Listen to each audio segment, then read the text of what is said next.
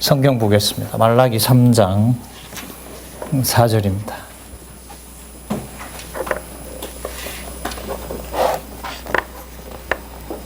제가 읽겠습니다. 그때에 유다와 예루살렘의 헌물이 옛날과 고대와 같이 나 여호와께 기쁨이 되려니와. 자, 일단 더 읽어보겠습니다. 5절이겠습니다. 내가 심판하러 너희에게 임할 것이라. 예, 5절 상반절까지 읽었습니다.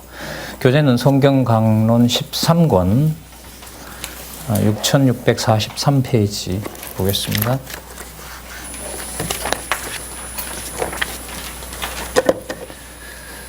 그렇게 보면 말라기의 그 의미가 나와 있습니다. 제사부패와 회복 예언입니다. 그리고 이게 2번이고 1번이 어디 있었냐면 학계에서부터 시작을 했죠. 그죠? 예.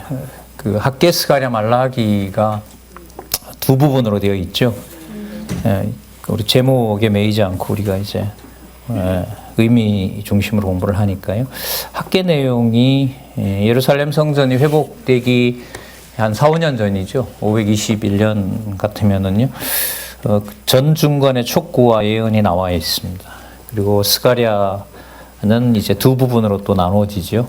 이상으로 성전의 회복을 예언해 줍니다. 그러니까 이때 이상은 우리가 그 다니엘서에서도 이상을 받고 에스겔에서도 이상을 받고 예레미야는 그렇게 강하진 않지만은 이사야에서도 이상을 받고 그 다음에 소선지서에도 이상을 받고 그러니까 이상은 장차 오실 메시아의 그 성취 내용과 관련된 거죠. 이때 이상은 이제 실체가 가까워진 거죠. 그런 의미에서 여러분 이상이라고 보시면 됩니다. 근데 이 육신의 몸을 입고 오실 그 메시아의 모습을 하늘에 속한 이상으로 보여주는데 이제 곧 육의 몸을 입고 오신단 말이죠. 그러니까 형태로 보면 아브라함 이상 낳은 거나 마리아의 몸을 통해서 메시아가 이 땅에 오신 거나 어떤 한 사람의 모습으로 온 건 똑같은데 선지서에 의하면 완전히 차원이 다른 것을 계시하는 내용이 됩니다. 그게 이제 교회 시대까지 이제 연관이 되는데 그 모형과 실체가 바뀌어지는 의미. 그 바뀐다라는 게 여러분 단지 수평적인 게 아니라 우리가 강조하고 있는 언약과 성취 섭리도에 보면 이제 이 세계를 열어 밝혀주는 거죠. 창조와 심판 그리고 영원적 언약 성취. 여기에 있는 이제 영원한 하나님 나라, 이 하나님과 세계와 인간의 관계도를 보면 이제 하나님의 영원한 세계 이 개념을 우리가 쓸 수가 있는 거죠. 예. 자, 요즘 작년에 나왔던 우리 창세기로 본다면은 이제 여기겠죠. 영원한 세계 원형 이렇게 되고요. 예. 자, 그걸 염두에 두시고 이제 앞으로 마태복음까지 준비를 하도록 그렇게 하겠습니다. 자, 그래서 크게 학계 스가랴 말라기의 내용을 전 제사 회복에 대한 예언과 그 다음에 회복 예언을 또 해주시는데 제사가 부패했다는 것을 규정을 하고 그 다음에 회복을 얘기해 주시는 거죠. 그럼 이것을 좀 시간적인 차이 없이 본다면은 제사가 망쳐지는 것이 무엇의 사인이 되는 거죠? 그렇죠. 그럼 이런 면에서 이제 소선지서뿐만 아니라 선지서 전체를 볼 때 우리 어떤 분 발표도 얘기했었지만은 지난주 신권사님 하셨나요? 선과 악이라는 구조 지난번에 우리 우리 이명순 오늘 안 오셨네.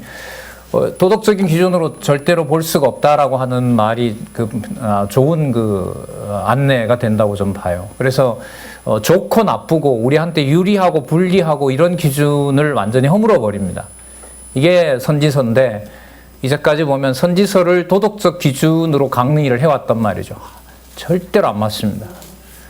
그럼 이제 그리스도가 오셔서 가르치는 내용도 이제 율법이 되고 선악 기준으로 도덕적 기준으로 보게 되고 그럼 설교로 가게 되고 이렇게 딱 정해진단 말이죠. 그래서 지금 말라기 내용을 제사부패와 회복 예언이 1, 2, 3, 4장으로 이렇게 흘러가지만 그 시간적 간극을 없앱니다, 사실은. 그러니까 그리스도가 오신 것 자체가 뭐가 되는 거죠? 제사가 부패했다는 심판이 되는 거고요.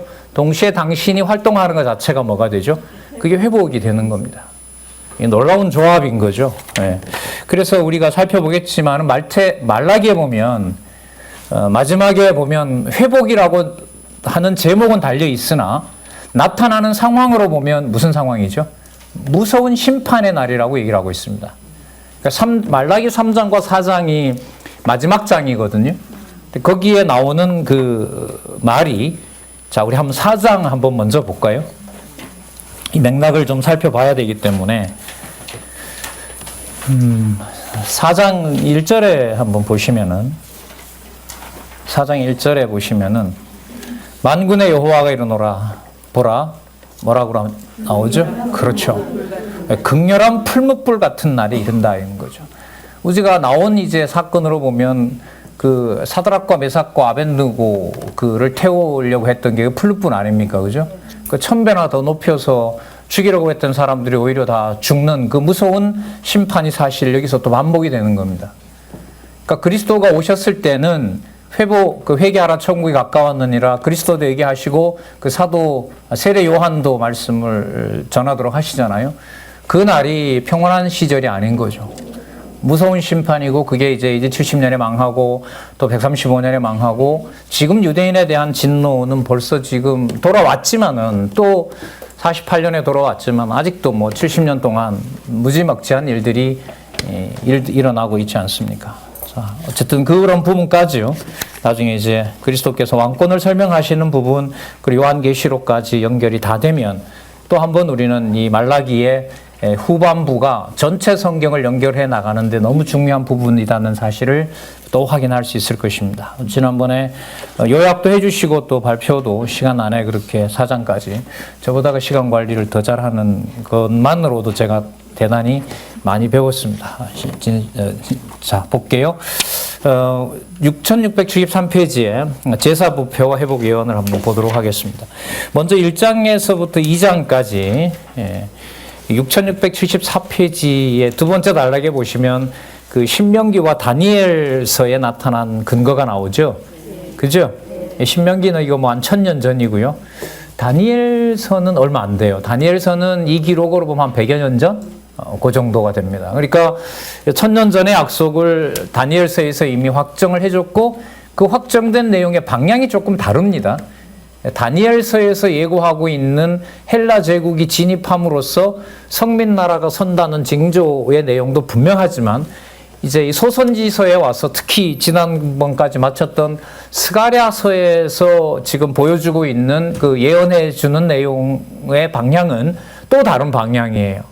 거긴 우리가 보셨지만 BC 76년까지 요한계시록으로 보면 68년까지 넣어도 됩니다. 76년이 로마 제국이 헬라 제국이 손을 떼는 거거든요. 그러니까 지중해 패권을 손 떼는 해가 76년입니다. 결정적으로 손을 다 떼는 해가 68년인데 그 기준을 뭐로 잡냐 하면 물론 뭐 요세푸스라는 역사가에 의하지만 68년에 폼페이우스가 예루살렘 성전을 불태움으로써 다는 태우지 않지만 지중해 패권을 마지막으로 그 저항하던 세력이었던 예루살렘을 공략하게 됩니다. 그 요한계시록에 보면 나옵니다. 그 사건들이. 자, 그렇게 염두에 두시고요. 1장과 2장에 나타난 제사의 부패 책망 내용을 한번 보도록 하겠습니다. 여기도 신명기 31장, 신명기 후반부죠. 이 내용이. 그리고 다니엘서 11장도 후반부 내용입니다. 그러니까 예언하는 내용이 강하고 그 내용들이 이제 이루어지는 것으로 보면 됩니다. 먼저 1장에서부터 2장 9절까지 보면 제사장들에 대한 부패가 나오고요. 그 다음 2장 10절에서부터 17절에 보면 제사장뿐만 아니라 누구도 부패했다 그러죠. 백성들까지. 그 뒤에 가면 이제 왕까지. 왕들 부패는 이미 스가랴에서부터 진행이 됐습니다. 왜냐하면 기억이 나실 것 같은데 스가랴서에 보면 누가 왕으로 온다고 명시를 하고 있죠. 누가 왕 되신다고 그러죠. 뭐 할 말이 없으면 여호와께서라고 하면 다 맞아요. 네, 맞습니다. 실제. 네. 그래야 그리스도가 오시죠. 대답해놓고도 정답을 얘기해놓고 미안해하는 건 뭔지 모르겠네. 자, 몇 장입니까? 자, 14장. 여러분 학개 스가랴 말라기는요. 그 앞으로 복음서를 보실 때도 반복하시기 바랍니다. 취약합니다. 잘 모릅니다. 그리고 붙여야 됩니다. 꼭 한 묶음으로 붙이셔야 됩니다. 14장 3절 스가랴. 그때에 여호와께서 나가사 그 열국을 치시되 이왕 전쟁 날에 싸운 것 같이 하시리라. 자, 5절 끝에 보시면 나의 하나님 여호와께서 임하실 것이요 모든 거룩한 자와 주와 함께 하리라. 그러니까 성도들이 한다는 거죠. 함께 한다는 얘기잖아요. 그리고 심판 날이죠. 6절에 보면 그날에 나오죠. 8절에 봐도 그날에라고 나옵니다. 그죠? 9절에 보실까요? 여호와께서 뭐가 돼요? 천하의 왕이 되시리니. 거기 표시 많이 되어 있죠? 그 뭐 표시돼도 무슨 상관이 있습니까? 안 보는데. 그냥 제 혼자 할 겁니다. 그러니까 알아서들 하세요. 그냥 안내만 해드릴 테니까. 예. 자, 여호와께서 천하의 왕이 되시리니 그날에는 누가? 여호와께서 홀로 하나이실 것이요 그 이름이 홀로 하나이실 것이라. 그래서 이게 말라기하고 연결이 돼요. 절대로 떼면 안 돼. 다른 어떤 부분도 마찬가지지만 학계 스가랴 말라기. 시간으로 보면 스가랴 다음에 말라기까지는 여러분 시간이 꽤 많이 걸립니다. 한 80년 지나갑니다. 이게 520년이니까 20년 더 하고 이게 440년이면 60년이 지나가야 되거든요. 그 사이에 일어난 일들이 여러분 에스라에 나오죠. 돌아와서 성전을 지었는데 하나님께서 주변 대적들로 인해서 그 성전 제사가 못 드려지게 합니다. 그 사이에 돌아온 레위 지파가 전부 간음을 해요. 통혼을 합니다. 그 좀 거친 말로 깨끗한 그 제사장이 없는 거예요. 그래서 전수조사를 3개월인가 하죠. 싹 조사해요. 그러니까 한 사람도 제사 드릴 만한 사람이 없는 거예요. 그게 여러분 이제 그 에스라 끝부분에 해당하는 440년이었는데 그 비슷한 시기에 말라기에 오면 목적이 어떻게 달라지느냐. 그게 무슨 징조냐면 누가 오실 징조예요?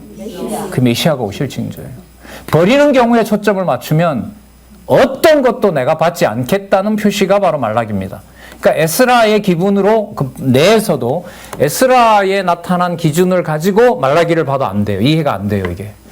그러니까 그 성경 이런 데는 배치가 그렇게 되어 있다는 것을 염두에 두질 않고 그걸 연결을 시키고 그 의미를 확인하지 않으면 혼돈돼 버립니다. 혼돈되어 버려요. 그래서 여러분들한테 학계 스가랴 말라기 그리고 마태복음 25장 그리고 특히 스가랴 그리고 요한계시록에 나타난 역사적 사건의 증명 그렇게 강조를 드린 겁니다. 어쨌든 성경 그 강론 전집에서는 그 근거로 의미 중심의 논리적 연결성을 해놓고 있기 때문에 그 부분에 대한 해석이 지금 말씀드리는 그 맥락에서는 저한테는 가장 중요한 근거라고 생각을 합니다. 자, 먼저 1장 1절에서부터 5절에 보시면 야곱은 사랑하고 에서는 무해했으나 불신할 것은 누가 누구를 불신한다는 거냐면요. 이스라엘 백성들이 여호와를 불신한다 이건 거죠. 그러니까 믿는다 안 믿는다? 안 믿게 되어 있다는 거예요. 그 어느 정도로 안 믿게 되어 있냐면 우리가 언제 버렸느냐. 이게 지금 여러분 440년경이라고 본다면은요. 돌아와서 그 전수조사도 했고 제물도 드려지고 성전은 이미 뭐 한 80년 전에 벌써 중복을 해놓았고 그리고 어쨌든 간에 안식일도 지키고 금식도 하고 이 내용에 다 나오는 거예요. 말라기에 하나님이 책망한 것을 뒤집어서 얘기하면 정상적으로 보이는 제사 행위가 다 일어나고 있는 거예요. 그걸 하나님께서는 말라기를 통해서 저거 뭐다? 양피는 돼지피다. 문 닫아버려라. 그럴 자가 오면 진짜 좋겠다. 보내시죠 하나님께서. 3장에 보면 누구를 보내요? 세례 요한을 보내죠. 그래서 문 닫게 하잖아요. 어떻게 문 닫아요? 이 독사의 자식들아. 도끼가 이미 나무 뿌리에 놓였다. 평탄케 하죠. 어떨 자에게는 세례받고 또 아비가 자식에게 돌아올 자들에 대해서는 세례를 주지만 임박한 진노를 피할 수가 없다라고 세례 요한이 유대주의 그 종교 지도자들에게 말하잖아요. 그걸 보시면 아시겠지만 세례 요한이 만든 말이 아니에요. 요한 말라기에 있는 사실 그대로 그냥 그야말로 전달하는 거예요. 자기 마음대로가 아니라 그걸 그리스도가 와서 이제 마지막 선지자인 구약의 선지자 요한을 죽음을 보면서 본인 일이 이제 5장에서부터 시작이 되는 거죠. 거기에서 말라기와 연결을 시키면 임박한 진노의 날이 불길같이 타오르고 있다라는 전제를 가지고 마태복음 5장에서부터 보셔야 돼요. 그 심판을 떼놓을 수가 없어요. 왜? 말라기를 가지고 오면. 그리고 한번 보시겠습니까? 그 이사야부터 말라기를 우리가 정리할 때 크게 지금 양분으로 해놓고 있죠. 성경신학에서는 어떻게 해놓고 있습니까? 패망. 맞죠? 큰 줄기로 보면. 그리고 뭐예요? 회복이고, 아까 말씀드렸잖아요. 시간 개념으로 치고 올라가서 그리스도께서 설명하시는 구조 속으로 들어가면 그게 영원적 언약 성취의 성취로 드러나거든요. 그럼 시간 간극이 없어요. 그 말씀은 무슨 뜻이냐면 그리스도께서 임박한 진노를 성취하시기도 하시면서 동시에 약속한 회복도 이루시는 거예요. 그걸 그리스도께서 이루시기 때문에 마태복음부터를 시간 순서로 넣어버리면 성경은 이해가 안 되게 되어 있어요. 그 결정적 증거를 제가 예를 하나 드리면 그게 바로 공관복음입니다.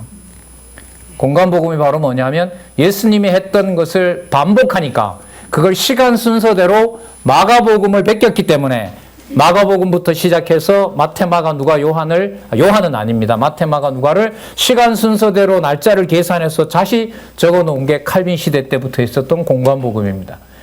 그러니까 여러분 언약과 성취 섭리도에서 영원적 언약 성취와 실체적 언약 성취라고 하는 저 그림이 특히 마태복음에서 볼 때부터는 더더욱 유의하셔야 됩니다. 그러니까 예수님이 여러분 말씀하실 때 오늘은 창세기 인용하고 내일은 출애굽기 인용하고 오늘은 지난번에 내가 그때 신명기까지 인용했으니까 오늘부터는 그러면 여호수아 인용할까 그렇게 하셨어요? 안 했어요. 예수님 그렇게 안 하십니다. 안 하셨어요. 요한복음 마지막 그렇게 끝나죠. 저 말씀하신 거 다 적었다가 하는 세상 어디에도 도서관이 부족한 일이 벌어지는 거죠. 그만큼 그렇게 여러분 딱 기록한 말씀을 이 시대에 남겨주신 겁니다. 예. 자, 1장 1절에서부터 5절 여호와께서 말라기로 이스라엘에게 말씀하신 뭐라? 경고라. 이때 이스라엘은 여러분 야곱이고요. 지난번 얘기하신 것처럼 이게 이름도 되고 명칭도 되고 또 누가복음에 가면 이스라엘이라는 명칭은 대속사역에 해당하는 이방 백성들까지 포함하는 개념이 또한 이스라엘입니다. 그러니까 이게 모형도 되고 이름도 되고 땅도 되고 나라 이름도 되고 뭐도 되고 그죠? 신령한 의미에서 나중에 요한계시록에 가면 실체가 완전히 저 원형이라 그러죠. 원형으로 돌아가는데 핵심적인 개념이 여러분 이 야곱 이스라엘 개념입니다. 그래서 요한계시록 20장에 가면 새하늘과 새 땅 얘기하면서 야곱의 12지파 이름이 나오고 그렇게 해서 요한계시록 22장이 끝나는 거죠. 예, 그래서 유의하셔서 앞으로 복음서 보실 때도 그 사도 바울의 기록에서 이스라엘, 야곱 이런 얘기가 나올 때 이거 창세기 있는 걸까? 그것 가지고는 안 돼요. 창세기는 기본이고요. 그리고 시편에 나타난 이미 실체를 보고 있는 다윗과 솔로몬도 이미 들어가야 되고요. 모세도 들어가야 되고요. 선지서에 가서 그 이스라엘의 의미가 실체로 이미 규정되어 있고 그걸 그리스도가 말씀하셨고 보혜사 성령께서 오셔서 사도들을 통해서 얘기를 하는 겁니다. 이런 시도가 가장 분명하게 나와 있는 예를 들라고 하면 그게 바로 여러분 무엇인가입니다. 무엇인가예요. 예를 들면 생명이란 무엇인가라는 주제는 인용은 한두 군데 핵심적인 걸 인용하고 있지만 그 생명이라는 개념은 어디서부터 어디까지를 다 바탕으로 할까요? 창세기에서부터 말라기까지, 요한계시록까지 다 근거로 하는 거예요. 여러분 이게 성경신학입니다. 성경 본문에 들어가서 캐는 거 누가 말리겠어요? 그런데 들어가면 들어갈수록 말을 붙일수록 성경 전체 연결이 뚝뚝 끊어지니까 문제인 거죠. 그러니까 여러분이 저를 보실 때에도 개념 오늘 하나 길게 설명하네. 그럴 때 개념이 나올 때는 무엇인가로 가시고요. 그림을 그려서 큰 그림을 그릴 때는 저 10가지 그림을 어떻게 위아래로 상하 좌우로 올라가면서 붙이는지 그걸 여러분들이 같이 따라오시면 돼요. 앞으로 그렇게 되어 있고요. 지방에 가서 모니터로 강의를 했는데 좋더라고요. 모니터에다가 여호와 언약과 성취 섭리도 하고 하나님의 세계와 인간의 관계도를 해놓고 오버랩 시키니까 확장되는 거잖아요. 이게. 예. 그래서 앞으로 우리도 뭐 이제 그런 기회가 오리라고 보는데요. 사실 목요일 한 달에 한 번씩 하는 목요 특강을 안 보신 분들 있으면 보시기 바랍니다. 작년에는 총서 20권을 제가 다달마다 안내를 했고요. 올해에는 그 성경신학 전문연구서를 안내를 했거든요. 9월 달에 이제 교회 개혁론 하고 10월 달쯤 아마 거의 마칠 것 같은데 좀 안내를 드립니다. 자, 보도록 하겠습니다.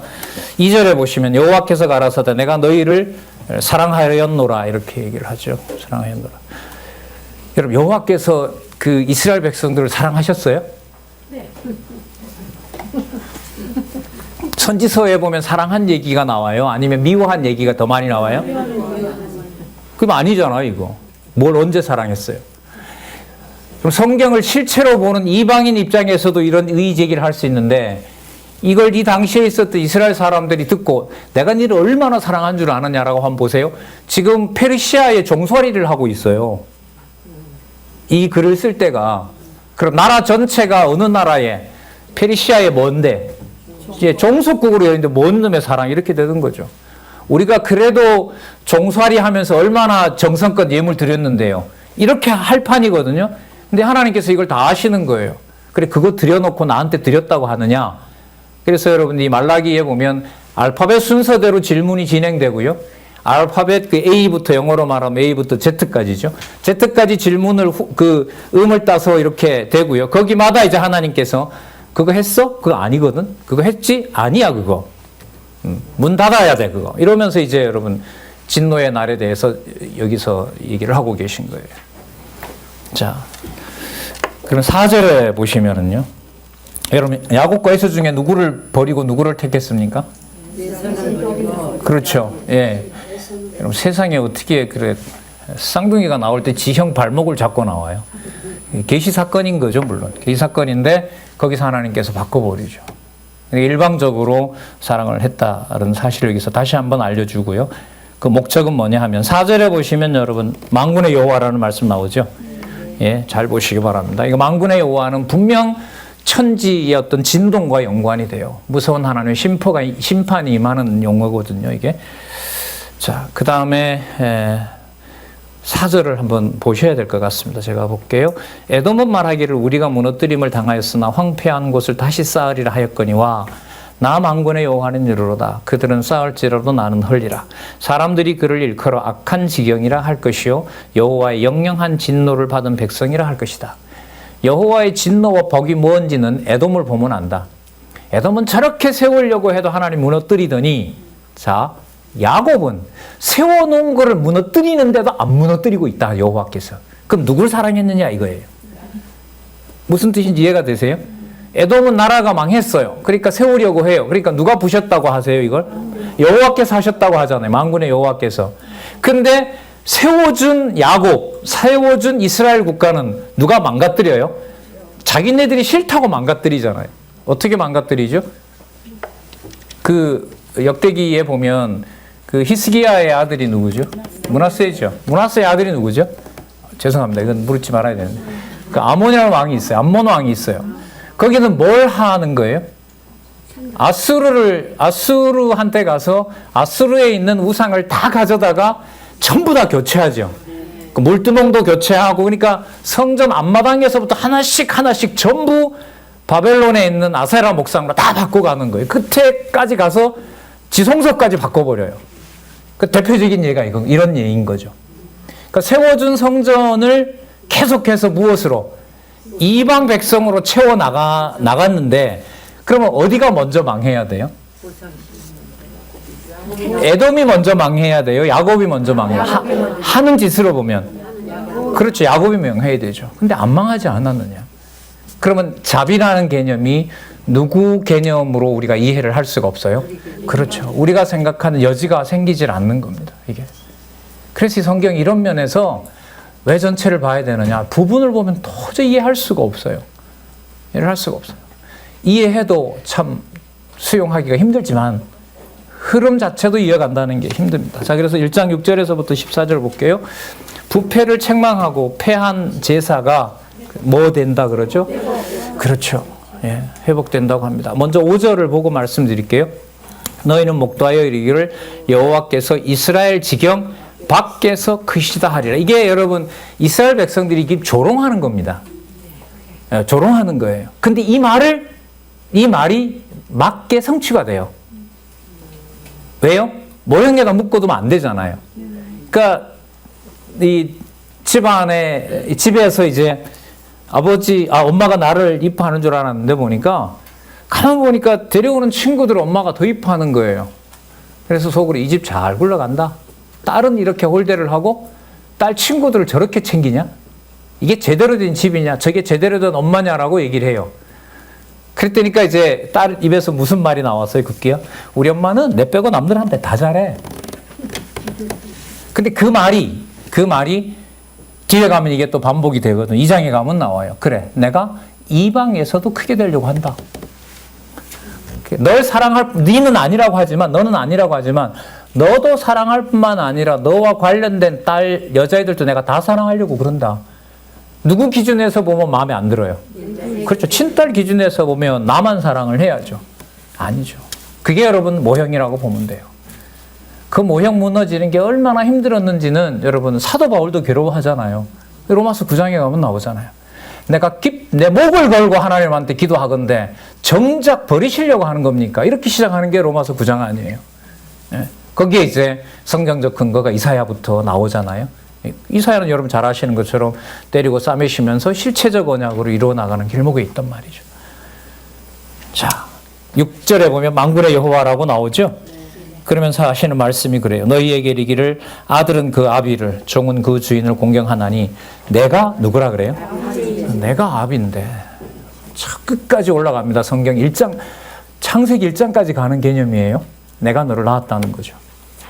하나님께서 아담을 만들었잖아요. 아담으로부터 하와가 나왔고 그게 여기서 보면 여러분 아비 개념으로 나오고요. 또 밑에 보면 주인이라고 나오죠. 6절 끝에 6절 중간에 내가 주인일진데 너희는 이르기를 우리가 어떻게 주의 이름을 멸시하였나까 하는도다. 저희들이 언제 멸시했습니까? 여호와와 지금 변론을 하는 거죠. 자, 8절에 보시면 또 뭐라고 나옵니까? 만군의 여호와께서라고 나오죠. 9절에 보면 또 뭐라고 나와요? 만군의 여호와께서라고 나오죠. 그러니까 이제 앞으로 일어나는 여호와의 진노의 날에 만군의 여호와를 확증해 주신다는 건데 이것은 그야말로 이제 엄청나게 처참한 전쟁들이 따라오는 거죠. 그걸 내가 이방에서 내 이름이 크게 하려고 그런다. 여러분, 이방에서 여호와 이름이 커진다는 내용은 이미 어디에서 나왔죠? 대선지서에서 나왔죠. 여러분, 이사야 1장에 보면 이게 나와요. 저도 이렇게 다시 돌아가서 읽다가 놀랐는데 이사야 1장에도 나오고요. 또 하나 예레미야 1장에도 나와요. 예레미야 1장에도 나와요. 그러니까 누구 이름이 어디에서도 커진다? 이미 누가 노래했죠? 다윗이 시편 19편에서 노래했어요. 어디부터 어디까지? 해 지는 데서부터 해 뜨는 데까지. 해 뜨는 데서부터 해 지는 데까지. 소리가 없어도 이미 다 여호와의 말씀은 선포된다고. 그러니까 자기가 제국이 크다고 다윗이 자랑할 수가 없도록 되어 있어요. 이게 지금 여기서 다 모아지고 있습니다. 10절 볼까요? 만군의 여호와가 이르노라. 너희가 내 단 위에 헛되이 불사르지 못하게 하기 위하여 너희 중에 성전문을 닫을 자가 있으면 참 좋겠다. 여러분 이게 얼마나 어려운가 보세요. 이게 에스라에 가면 그 성전을 회복하시고자 얼마나 여호와께서 진짜 여호와가 애를 쓰신다면 그렇죠. 얼마나 공을 들이는데요. 여기죠. 에스라 제목이 뭔가 보세요. 성전 제사의 회복. 그래서 무슨 왕국 회복? 유다 왕국의 회복. 그래서 유다 자손 보호. 물론 이제 에스라 가면 유다 자손은 120도에까지 이제 확대가 되지만은요. 저 기준으로 여러분 이 말라기를 보면 이해하기가 힘들어요. 다른 목적으로 봐야겠죠. 저건 저 맥락을 반드시 지켜야 돼요. 열왕기 다음에 역대기 에스라 니에미야를 꼭 묶어서 이해해야 되는 내용이고요. 여기는 학계 스가랴 말라기의 맥락에서 이해해야 되는 내용인 거예요. 그런 면에서 이제 치밀하게 저희들이 공부해야 될 내용이 많이 남아있죠. 이런 면에서 보면. 자, 내가 너희를 기뻐하지 아니하며 너희 손으로 드리는 것을 받지도 아니하리라. 11절. 만군의 여호와가 이르노라. 여기 나오네요. 그죠? 해 뜨는 곳에서부터 해 지는 곳까지 누구에게? 이방 민족 중에서 내 이름이 크게 될 것이라. 그러면 여러분 여기서 다 정리가 되는데 앞으로 페르시아 제국부터 헬라 제국, 로마 제국해서 그리스도가 오실 때까지 모든 제국들이 이 개념으로 보면 뭐 하러 와요? 누구 이름 크게 하려고 와? 그 누가 불러드리는 거예요? 여호와께서 불러드리는 거예요. 그걸 이스라엘 백성의 입장에서 보면 그게 무슨 날이 되는 거죠? 그게 엄청난 진노의 날이 되는 거죠. 왜? 와서 나중에 이제 예물을 가지고 온다고 하지만 들어오는 과정에 보면 모형적인 언약을 끝내게 하기 위해서 어떻게 해요? 무지막지하게 들어온단 말이죠. 무지막지하게 들어와서 침략할 때 누구 이름을 안 부를 수가 없을까요? 이거 회복된다는 건 뭔 말이냐 도대체 이거. 자, 11절에 분명히 나오죠. 11절 끝에도 보면 나와요. 이는 내 이름이 어디에서? 이방 민족 중에서 크게 될 것임이니라. 스가랴 14장이 기억이 나실 텐데요. 애굽이라도 초막절이 되어서 올라오지 않는 날에는 내가 창수가 내리지 물이 흘러 넘치지 못하게 할 것이다. 그러니까 애굽 땅의 그 평야에 나일강 보통 삼각주라 그러죠. 거기에 가뭄이 있게 된다. 그 다른 데는 다 가뭄이 들어도 여러분 애굽은 곡창지대잖아요. 그 가물지 않는단 말이에요. 그런데 같이 오지 않는 자들에게는 전부 다 내가 멸해 버리겠다라고 하고 그때 뭐라 그러냐면 방울 소리도 뭐 한다 그럽니까? 성결하게 하고 예루살렘에 돌아왔는데 예루살렘에 돌아오니까 여러분 이방인이 오니까 그 성전 제사 드릴 때가 좁잖아요. 그러니까 스가랴에서 보면 이미 뭐라고 했냐면 어느 집에 들어가서 고기를 삶아도 다 성물이 된다.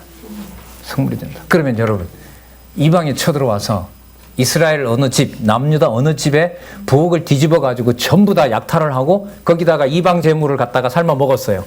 스가랴 기준으로 보면 뭐 하러 온 거예요, 이방인이? 제사 지내러 온 거예요. 제사 지내러 온 거예요. 이 개념을 어떻게 정리를 해가겠어요, 이게. 그래서 여러분, 위, 아래, 앞, 뒤, 그 다음에 이렇게 메시아와 연관된 내용, 그리고 메시아의 성취 내용에 가서 구약을 보시는 예수님의 성경관, 그리고 사도들을 통해서 기록하신 성령에 의한 성취 내용에서 마태복음, 복음서와 창세기서부터 압축되어 있는 그 성경의 그 단일한 의미, 이런 것들이 우리들에게 숙제로 남아 있습니다. 남아 있고, 그런 일들이 더 치밀하게 이제 하나라도 떨어지지 않도록 그렇게 해주셨으면 좋겠어요. 14절 볼까요?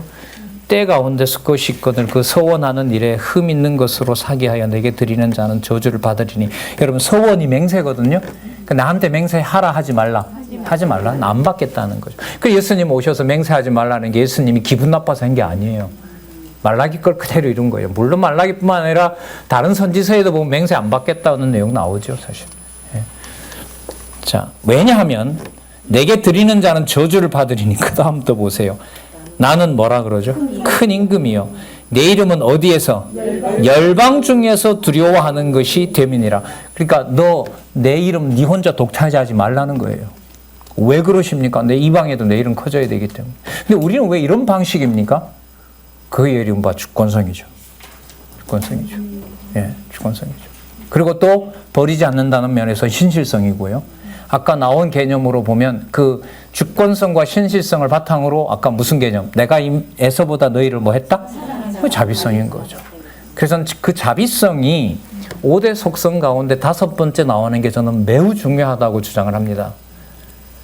자비성부터 나와버리면 감당이 안 돼요. 근데 전능성부터 시작해서 저 뒤에 자비성으로 가서 이해를 해야 우리가 생각하는 우리 욕심에 우리 정서에 있는 때가 다 떨어지거든요. 네. 그래서 저는 시편의 논리적 순서도 저거 저대로 놔두는 것이 매우 중요하다. 자. 그 다음에 2장으로 가보시면 2장 1절에서부터 9절 보세요. 레위와 세운 언약에 따라 제사장들에게 저주를 임합니다. 자, 여기 한번 보시겠어요? 만군의 여호와가 계속해서 주어가 되고요. 4절에 보겠습니다. 만군의 여호와가 이르노라. 내가 이 명령을 너희에게 내린 것은 레위와 세운 나의 언약이 1000년 전 사건입니다.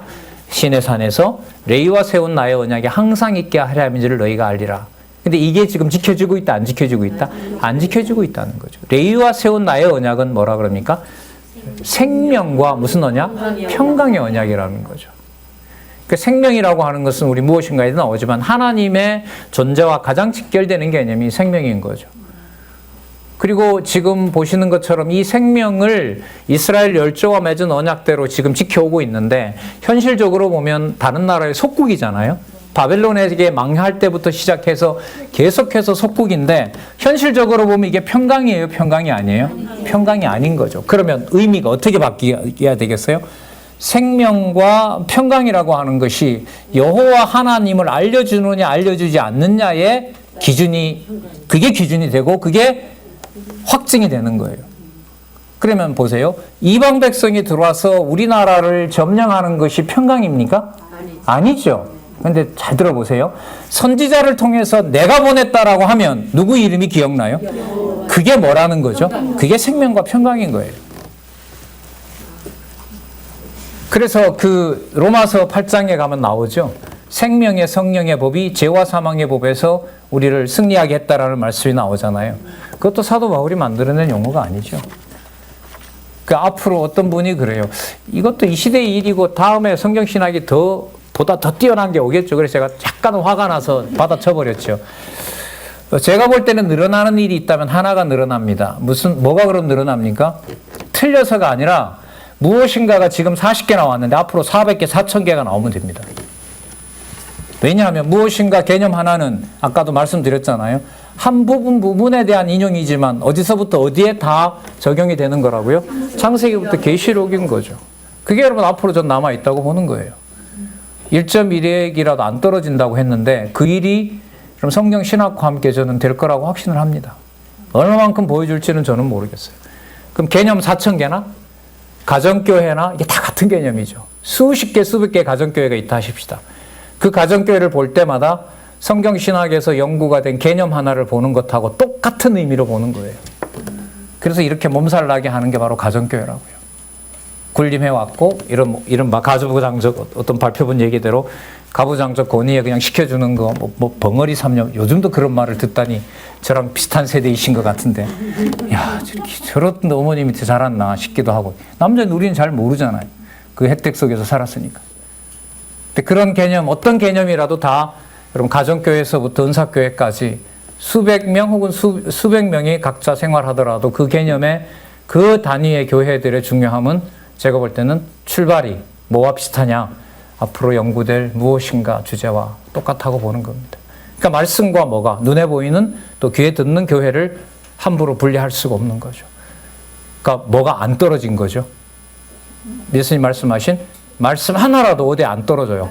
그 땅에 떨어져 썩으면 안 되잖아요. 생명의 말씀이고 그게 하나님을 아는 지식으로 평안을 줘야 되는데 여러분 기도보도 전우수 하시지 않습니까? 무슨 성읍? 교회가요? 네, 분명하죠. 분명합니다. 자, 여러분 여기 2장에 지금 레위와 세운 언약이라고 나오죠? 그죠? 4장에 가면 모세와 시내산에서 세운 언약이 나오죠? 맞죠? 그러니까 1000년 전에 모세와 세웠던 언약까지 다 합하면서 뭘 정리를 하시는 거죠, 여기서? 이스라엘 백성에게 줬던 이른바 모세의 법, 최초의 법을 만군의 여호와가 오셔서 전부 다 쓸어버린다는 거예요. 그러면 여러분이 얼마나 심각하냐 보세요. 여러분, 언약 백성인데 언약 백성을 확증해줬던 법을 없애버리면 언약 백성이 돼요, 안 돼요? 안 돼요. 그럼 뭐가 남아있어요, 이제? 여러분, 그 맥락에서 뭘 보셔야 되냐면 마태복음 5장에서부터 예수님이 새롭게 해석하는 걸 보셔야 돼요. 살인하지 말라는 모세 율법에 있지만 예수님이 볼 때 살인하지 말라는 법은 예수님 머릿속에 있어요. 머릿속에. 그러면 마태복음 5장에서부터 선지직을 통해서 예언된 선지자만 하더라도 16명이나 되니까요. 어쨌든 방대한 내용이죠.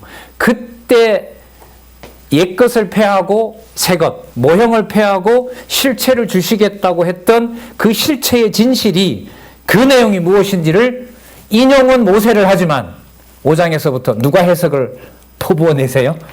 예수께서 옛사람에게 말한 바 다 뒤집어 놓는 거예요.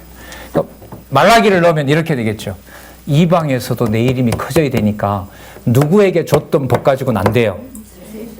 말라기 2장에 있는 레위와 세웠던 것 가지고 안 되고 3장에 나오는 누구와 세웠던 것, 모세에게 어디에서 줬던, 시내산에서 줬던 것 가지고는 안 되는 거예요. 이 법으로는. 하늘나라를 통치하는 법으로 부족한 거란 말이죠. 그래서 그리스도가 5장에서부터 뭐 하시는 거죠? 예, 법을 수립하시는 거예요. 그게 선지직이에요. 그 선지직이에요.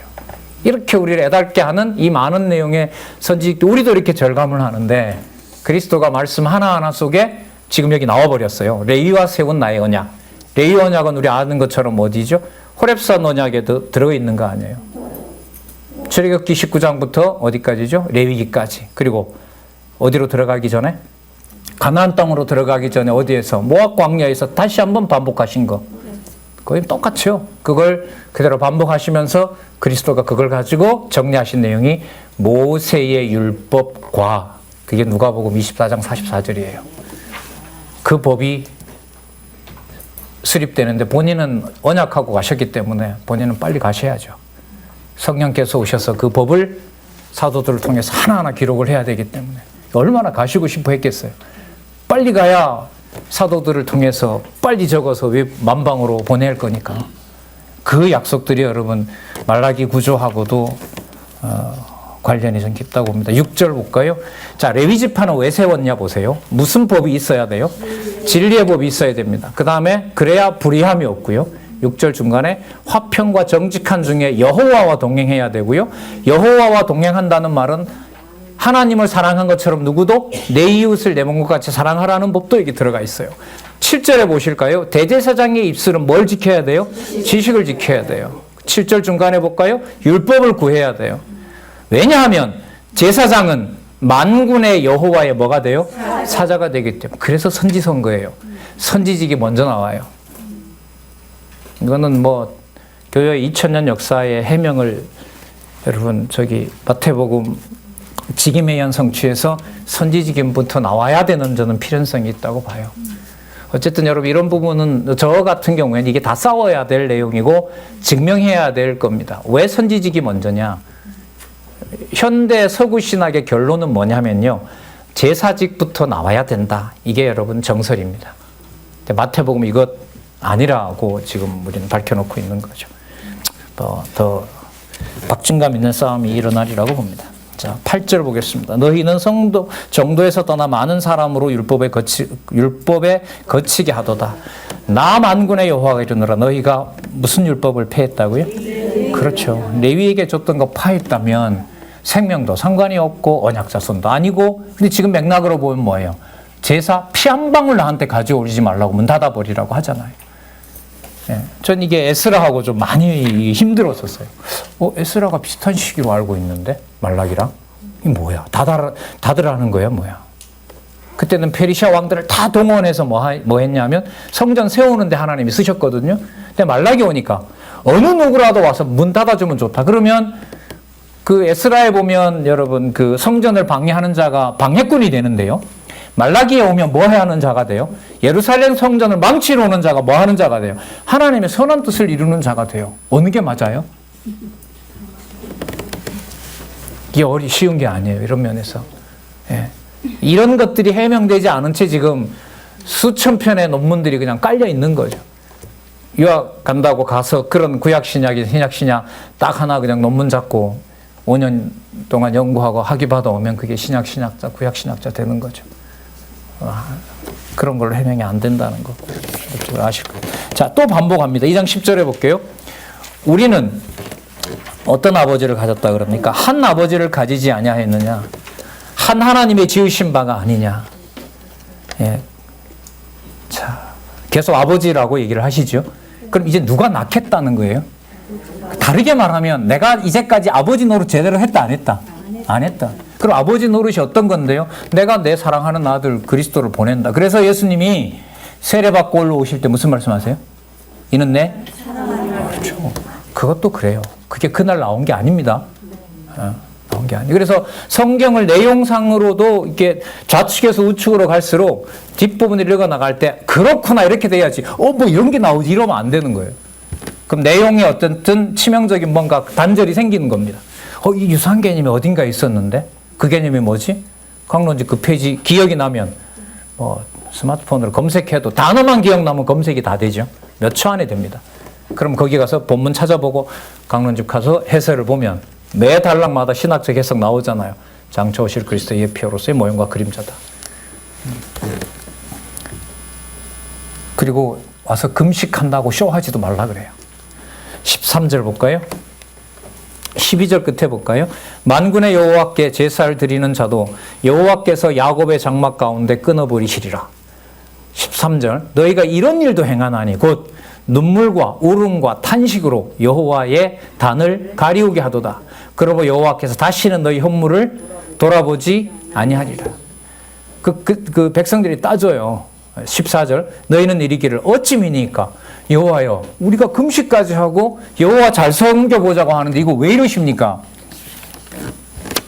그러니까 여호와께서 나한테 쇼는 하고 그래 이방 여자가 좋다고 마누라는 버리고 이혼정서 써가지고 보내고 할 짓을 다 하고 그게 레위지파 할 짓이냐? 네. 여러분 에스라는 이걸 뭐 하냐 하면 성결 규례로 여호와께서 그 사해 주세요. 그리고 성전 제사가 지내지도록 합니다. 근데 말라기에 오면 뭐 해요? 그 짓 때문에 너희들을 뭐 하겠다? 멸해버리겠다라는 거죠.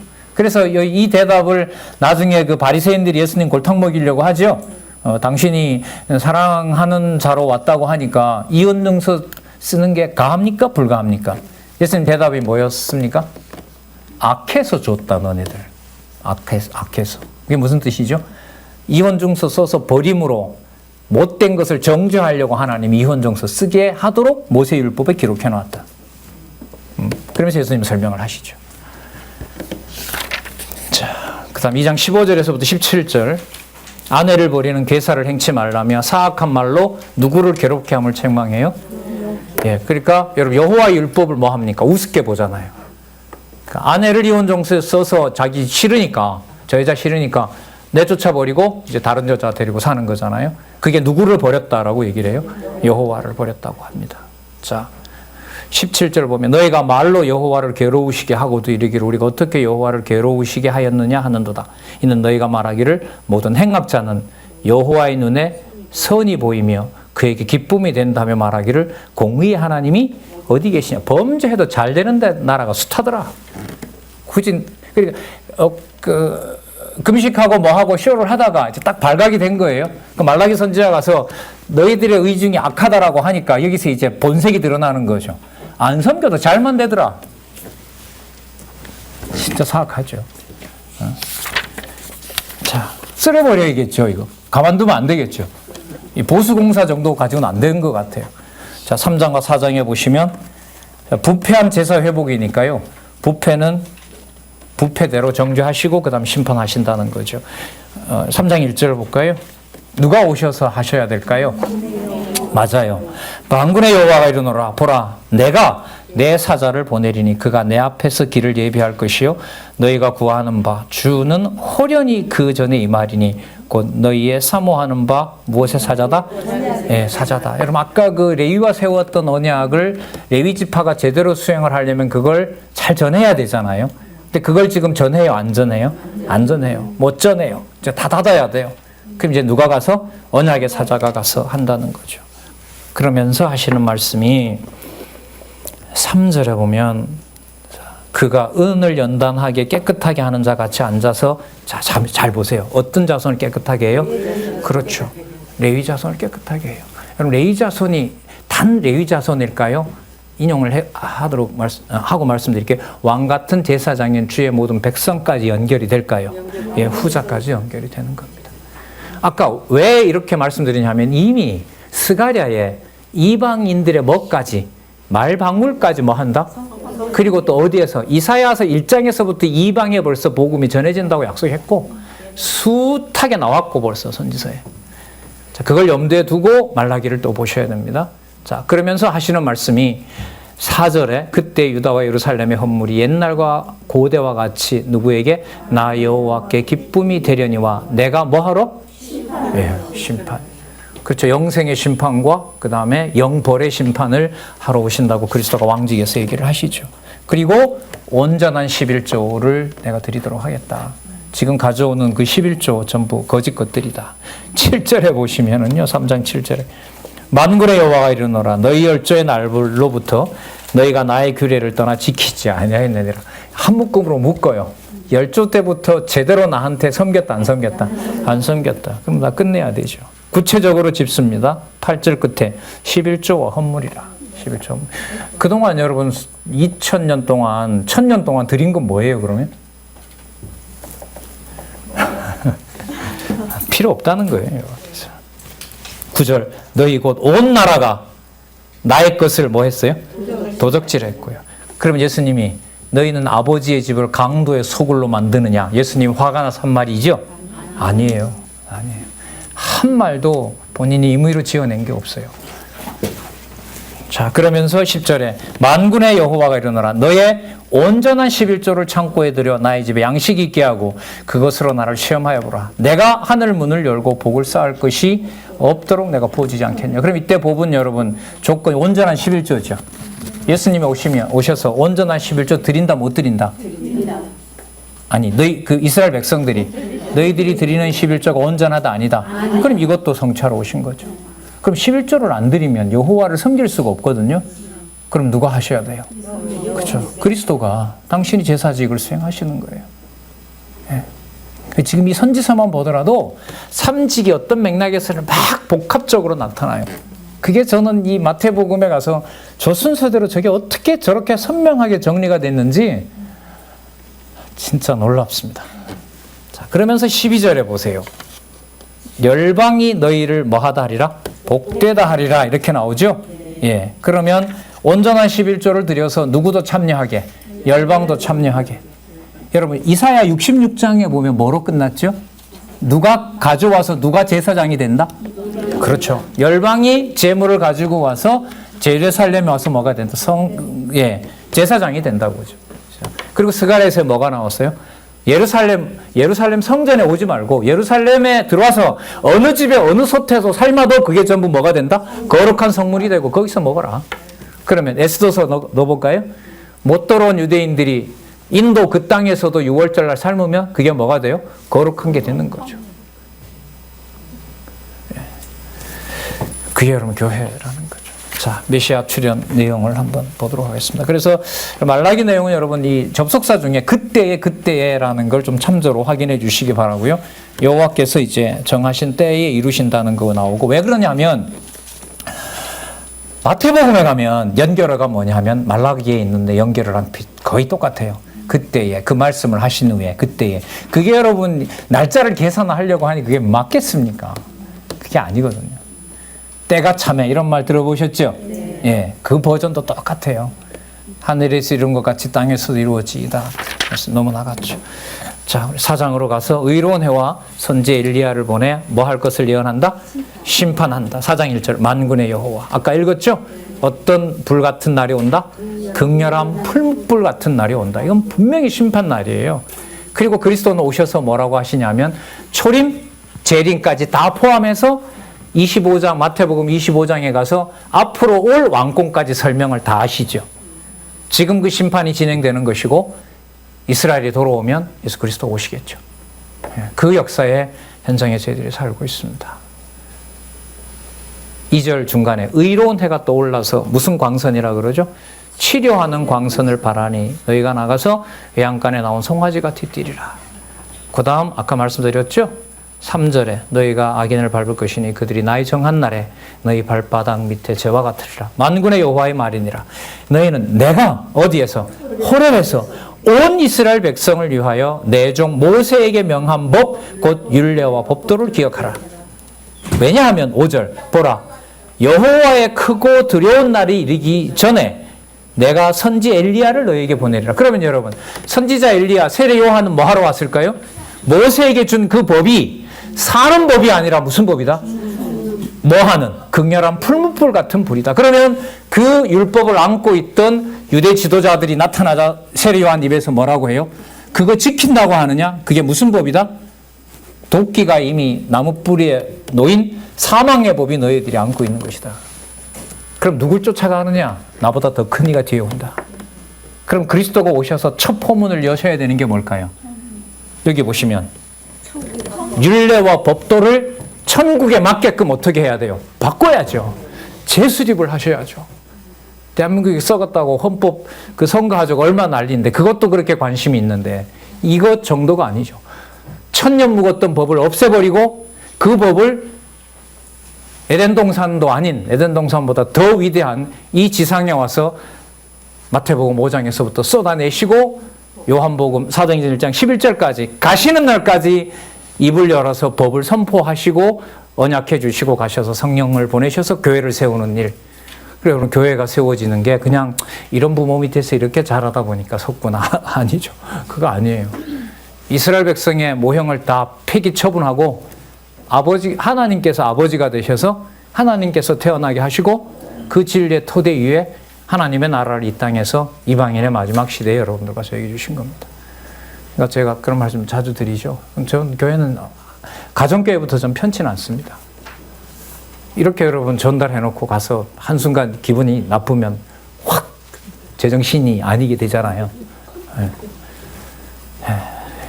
그 엄한데입니다. 그러니까 뭐 제가 믿어야 진리인 건 아니니까요. 이런 것을 볼 수 있고 이런 여지를 이 세상에서 이렇게 혼탁한 세상에서 볼 수 있다는 여지만 가지고도 진리에 대한 성읍이구나. 그걸 여러분 모세의 율법을 다 처분하고 하나님이 보여주신다는 것 하나라도 놀라운 일이라고 저는 생각을 합니다. 예, 기도하겠습니다. 하나님 아버지 감사합니다. 귀한 시간 주시고 진리의 말씀 함께 볼 수 있게 해주셔서 감사합니다. 시대를 분별할 수 있는 지혜가 필요하다고 그리스도께서 말씀하셨습니다. 또 언약하셨습니다. 이 시대에 주어진 감당할 수 없는 이 진리의 보화를 하나님 기록하게 하신 본래 의도대로 하나하나 새기면서 살아가고 싶습니다. 보혜사 성령께서 우리를 지켜주시기를 간절히 소원합니다. 예수님의 이름으로 기도드렸습니다. 아멘.